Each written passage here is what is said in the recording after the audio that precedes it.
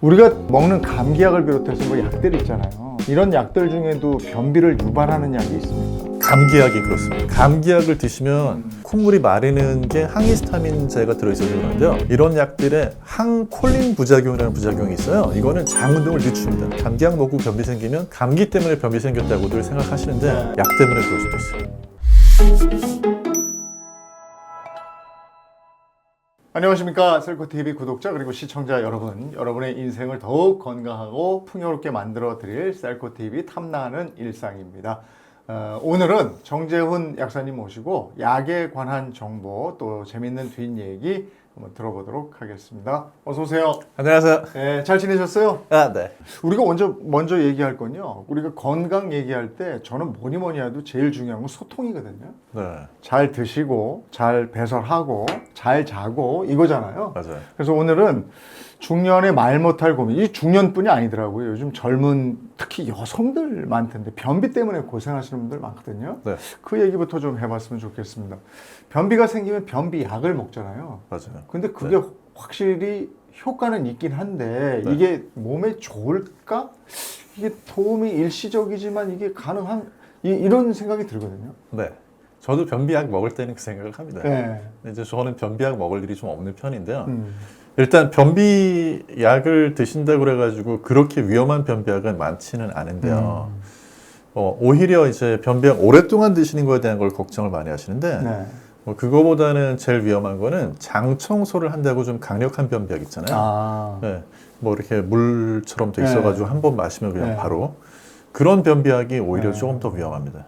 변비약을 강력한 걸 쓰게 되면 네. 그러면은 수분하고 전해질, 미네랄이 빠져나가거든요. 그러면 균형이 좀 몸에서 깨져가지고 그로 인해 가지고 이제 뭐 심장이라든지 이런 데 문제가 생길 수 있어요. 그래서 오히려 변비약을 오랫동안 먹었을 때 위험성보다는 네. 그런 식으로 단기간에 너무 강력한 변비약을 쓰는 네. 게 습관이 되면 더 위험해요. 변비의 가장 뚜렷한 원인은 뭡니까? 변비가 왜 생기는 겁니까? 일단 나이 들면서 생기고요. 네. 그 다음에 아까 여성분들 말씀하셨잖아요. 예. 우리나라에서는 대표적으로 변비약을 사러 약국에 오시는 분들은 뭐 거의 한 70% 이상이 여성인 것 같아요. 뭐 많게는 한 80%까지. 제1 원인은요. 네. 적게 드셔서 그렇습니다. 다이어트. 네. 그러니까 이제 여성이 많은 거에 이유 중에 하나는 적게 먹는 거랑 좀 관련이 되거든요. 적게 먹으면 변비가 생기기 쉽고요. 네. 저도 그래서 다이어트 할 때는 변비가 오더라고요. 그런데 많이 먹는 사람은 변비가 생기기 힘듭니다. 밀어내야 되니까요. 그렇죠. 쌓일 수는 없으니까. 네. 네. 실제로 밀어내야 되니까 그렇고요. 또 한 가지는 많이 먹는다는 거는 네. 장에서 소화 흡수를 다 못해요. 네. 예를 들면 고기 어느 날 갑자기 많이 드시면 네. 고기 먹고 나서 화장실 가면 좀 냄새가 이상해지잖아요. 네, 네. 그게 무슨 얘기냐면 소장에서 그걸 다 소화 흡수를 못하고 대장까지 찌꺼기들이 내려가는 거죠. 그러면 그 고기를 미생물들도 장에서 먹고 그게 독해지는구나. 그렇죠. 평소하고 좀 다른 가스가 네. 유발이 되니까 네. 그러니까 그런 식으로 너무 많이 먹게 되면 네. 그 소화가 되지 않은 음식물들이 대장까지 가니까 그것들이 미생물 발효가 되면서 장 운동을 촉진해가지고 변비는 생기기가 좀 어려운 거죠. 근데 변비약이 저는 뭐 둘코 뭐라고 하는 변비약 대표적으로 알고 있는 거고 네. 뭐 종류가 많더라고요. 근데 많죠. 나한테 맞는 변비약을 어떻게 고릅니까? 그러니까 일단은 내가 지금 어떤 변비약이 필요한지를 생각해 보셔야 되는데 예를 들면 내가 급한 불을 꺼야 되겠다 할 때는 뭐 가장 급한 불을 끄는 것 중에 빠른 거는 관장약이 있잖아요. 그런데 이제 관장약 쓰는 것도 불편하니까 먹는 약 중에 효과 빠른 거는 아까 말씀하셨던 둘코 같은 거 이제 그거는 비사코딜이라고 하는 성분이 들어있는데요. 기본적으로 그런 약들은 장을 자극하는 변비약이라고 해서 이제 자극성 하제, 자극성 완화제 이렇게 얘기하거든요. 변비약을 완화제라고 잘못 알고 계신 분들이 있는데 이제 하제입니다. 밑으로 네. 빠지게 한다고 해서. 근데 이제 자극성 그런 변비약 같은 경우에는 장 운동을 자극하는 거고요. 원리는 쉽게 말씀드리면 매운 음식에 예민한 분들이 뭐 매운 낙지 뭐 이런 거 드시고 나면 다음날 설사하잖아요. 그렇죠. 네. 그거랑 같은 원리라고 생각하시면 네. 장에 자극이 되니까 장에서 이거 싫다 빨리 내보내야 되겠다 하는 거죠. 그래서 이제 자극성 변비약 같은 경우에는 이런 상의 우려가 이렇게 계속 장 운동을 자극하는 건데 장에 좀 안 좋지 않을까? 라는 이야기가 나오는 거죠. 근데 지금까지 밝혀진 걸로는 이게 위험하다라기보다는 장기간을 사용하는 거에 대한 안전성이 입증이 안 돼 있다. 네, 그래서 이제 매일같이 쓰는 건 좀 피하는 게 좋다. 이런 쪽으로 전문가들 의견이 모이고 있죠. 그 젊은 층, 아까 잘 안 네. 먹어서 생긴 변비하고 중년 이후에 장 운동이 활발해지지 않아서 네. 장 운동이 뭐 젊었을 때 활발하겠지만 나이 들면 모든 기능이 떨어지니까 요때하고 변비약의 차이는 있는 거죠. 약의 차이는 사실 거의 없는데요. 없어요. 네. 근데 이제 중년이 되면 사실 통계를 보면은 절반 이상이 또 변비를 경험한다는 통계도 있고 하거든요. 뭐 이제 약간 차이는 있겠지만. 그래서 중년에는 변비가 너무 항시 문제가 있다 보니까 네. 아까 말씀드렸던 급한 때 네. 급한 불 끄는 변비약 말고 네. 매일같이 이제 먹을 수 있는 변비약을 처방을 받거나 또는 약국에서 사서 그런 게 있어요? 쓰게 되죠. 예. 삼투성 하제라고 그래가지고 가루로 된 데 물에다 타가지고 마시면 이게 흡수가 안 돼요. 흡수가 안 되고 장까지 내려가니까 대장에서 물을 빨아들여가지고 그렇게 해서 이제 조금 변을 보기에 좋게 무른 상태로 만들어 주는 거죠. 이런 것들은 매일 드셔도 되고, 아, 그래요? 네, 장기간 드셔도 되고, 네. 심지어는 임신 중에 변비라면 그때 드셔도 되는 이제 그런 안전한 약들입니다. 그럼 이제 변비 겪는 분들이 하도 많아서 변비 또 그와 관련해서 속설들이 많기 때문에 오늘 약사님 나오셨으니까 한번 풀어보도록 하겠습니다. 첫 번째가 변비약 먹고 살을 뺀다. 가능합니까? 이게 차면 바로 내보내니까 살 빠질 수 있다. 이렇게 생각할 수도 있는 거거든요. 네, 거의 불가능합니다. 네. 그런데 왜 그러냐 하면 변비약이 작용을 하는 건 대장이거든요. 그런데 영양분은 이미 소장, 작은 창자에서 다 흡수가 됩니다. 그래서 대장에서도 물론 미생물이 이제 뭐 섬유질을 발효한다든지 이런 식으로 해서 약간의 칼로리가 만들어지고 그래서 그게 흡수가 될 수는 있는데 영향이 이렇게 크지 않거든요. 그래서 변비약으로 빨리빨리 비운다고 해서 저울에 이렇게 달아보시면 줄죠. 근데 그거는 그냥 일시적인 거지 살이 빠진 건 절대 아닙니다. 두 번째 속설입니다. 물을 많이 마시면 변비가 나아진다. 이건 저도 경험상으로 그런 것 같은데요. 근데 물만 많이 드셔가지고는 안 되죠. 그러니까 이제 물만 하루에 뭐 물을 2리터를 드셔도요. 물은 사실 흡수가 많이 되면 소변으로 배설이 주로 되기 때문에 그래서 그 자체만 가지고는 효과가 있을 수 없는데 근데 물 많이 마시고 효과 봤다는 분들 계시잖아요. 그분들은 어떤 경우냐면 이제 섬유질을 충분히 섭취하고 계신 겁니다. 그러니까 이제 그래요. 저 채소 이런 거 좋아해요. 그렇죠. 채소 과일 많이 드시는 분들은 그 상태에서 물을 많이 드시면 채소 과일의 섬유질이 물을 빨아들여 가지고 부피가 더 커져요. 그러니까 이제 변비가 조금 더 완화가 되죠. 비슷하게 아까 이제 제가 섬유질 뭐 차전자피 섬유질 같은 걸로 된 변비약 이런 거 드시는 분들은 반대로 물을 많이 안 드시면요. 변비가 더 악화되게 돼요. 왜냐하면 물 많이 안 드시면 얘들이 물을 빨아들여야 되는데 물이 모자라니까 딱딱하게 굳어가지고요. 네, 그래서 그런 경우에는 보통 물 한 컵에 타서 드시고 나면 물을 한두 컵 정도는 더 드셔야 돼요. 그래야지 제대로 효과를 봅니다. 네. 변비약에 대한 세 번째 속설입니다. 변비약을 먹으면 장 청소가 가능하다.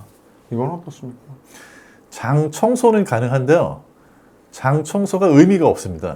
우선 그러니까 장 청소를 한다고 더 건강해진다고 볼 수 있는 그런 과학적인 근거가 전혀 없고요. 그 다음에 그런 장 청소가 위험합니다. 그러니까 이제 변비약에서 제일 조심하셔야 되는 거는 의외로 매일같이 변비약을 먹는 것보다 그런 식으로 강력한 변비약을 써가지고 이걸 내가 다 비워내야 되겠다 하실 때가 위험한 게 그거는 뭐나 마찬가지냐 하면 우리가 뭐 설사가 계속된다든지 구토가 계속되면 그게 왜 위험하냐 하면 탈수하고 전해질을 빠져나가는 것 때문에 위험하거든요.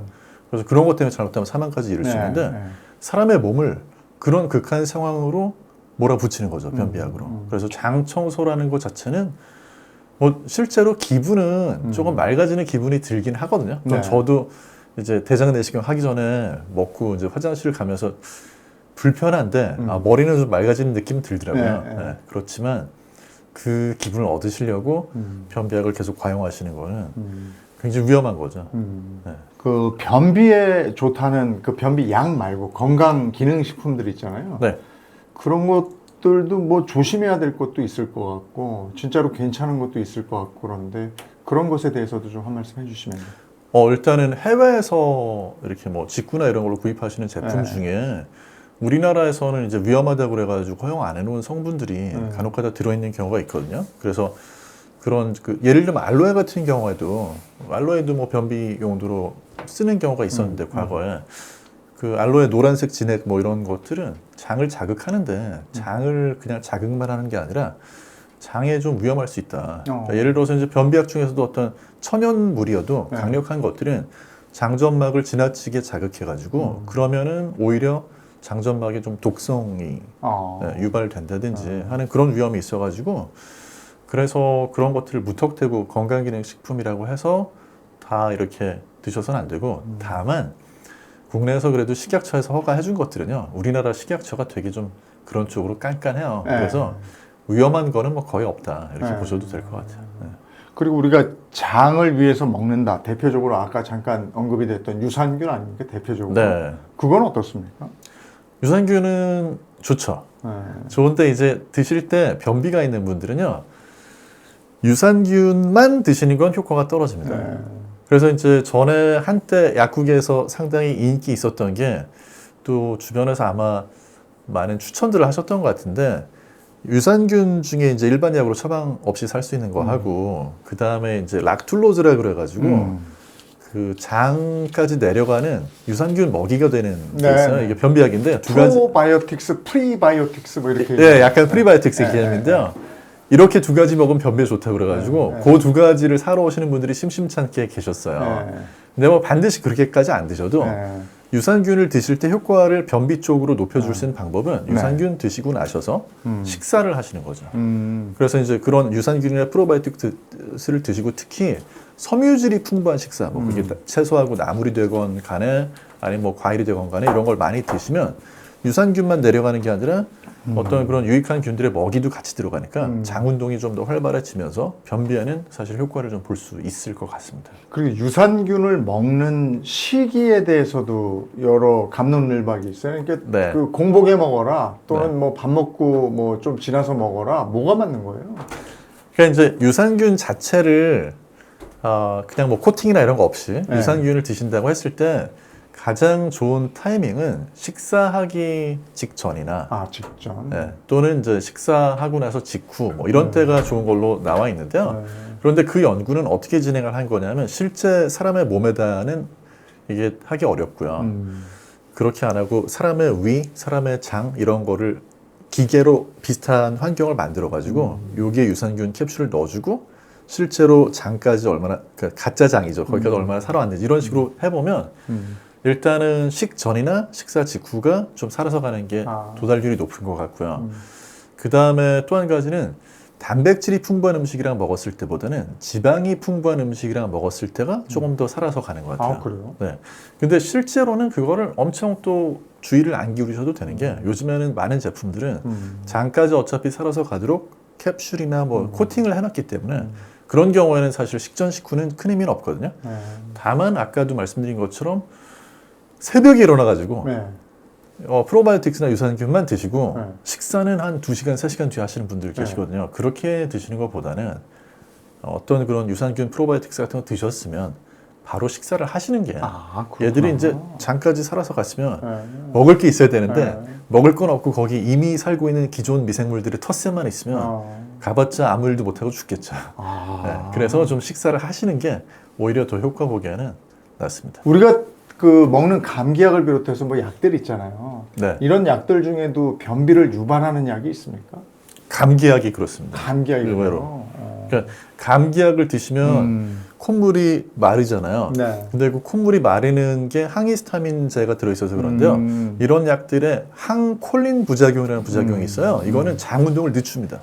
실제로. 그러니까 감기 걸렸을 때 감기약 먹고 변비 생기면 감기 때문에 변비 생겼다고들 생각하시는데 물론 뭐 열 나고 하면 그것 때문에 변비 생기기도 하지만 약 때문에 그럴 수도 있어요. 근데 이제 이거 말고도 뭐 경우에 따라서는 혈압약이라든지 아니면 뭐 항우울제라든지 아니면 비뇨기과 쪽에서 사용하는 이제 뭐 요실금이라든지 이런 데 사용하는 약들도 다 비슷하게 부작용이 변비가 나타나는 때가 있는데요. 다만 모든 약이 그런 건 아니고 또 약이 원인인지를 확인해 봐야 되기 때문에 약을 막 이렇게 변비 때문인가 하고 중단하시면 안 되고 혹시라도 변비 때문에 불편하시면은 그때는 처방을 한 병원이나 약을 타온 약국에 좀 문의해 보시는 게 좋죠. 그럼 변비를 막을 수 있는 생활 습관이나 변비에 좋은 도움이 되는 그런 음식들은 뭐가 있는지도 좀 권해주시고요. 일단은 기본적으로는 맨 처음 말씀드린 것처럼 음식을 많이 드시면 되긴 한데 너무 많이 먹으면 또 안 좋아. 또 살찌잖아요. 네. 그래서 섬유질이 풍부한 음식을 드시는 게 좋은데요. 제가 이제 특히 강조하고 싶은 거는 의외로 채소하고 과일만 드셔가지고는 또 변비가 잘 안 없어지는 분들이 있거든요. 그건 뭐랑 관련이 되냐면 너무 곡물을 섭취 안 하시면 힘들어요. 그러니까 우리가 어떻게 생각해 보면 장에 살고 있는 미생물들이 맨날 밥 먹으면서 키운 애들인데 네. 어느 날 갑자기 다이어트를 한다고 밥을 안 먹는 쪽으로 가시면 뭐 밥이 현미밥이 됐건 백미밥이 됐건 간에 이 밥이 좀 소화가 안 된 그런 곡물이 소화가 안 된 것들이 장에 내려가면 그게 어떤 매트릭스 같은 구조물이 돼가지고 그 안에 미생물들이 가서 살기에 좋은 집이 되는데 이걸 안 먹으니까 아무리 채소 과일 많이 먹어도 속이 좀 이상한 거예요. 네. 그래서 그런 경우는 뭐 현미밥이 됐건 아니면 뭐 콩밥이 됐건 아니면 그냥 원래대로 백미밥을 심지어 드시든지 간에 밥을 좀 드시는 게 오히려 변비에 도움이 됩니다. 알겠습니다. 네. 말 못하고 답답한 변비 고민, 또 변비약을 먹으면 해결된다, 뭐 이렇게 알고 있었지만 우리가 또 생각해야 될 것들이 또 많이 있었습니다. 정재훈 약사님과 변비에 대한 얘기 또 속설까지 다 알아봤습니다.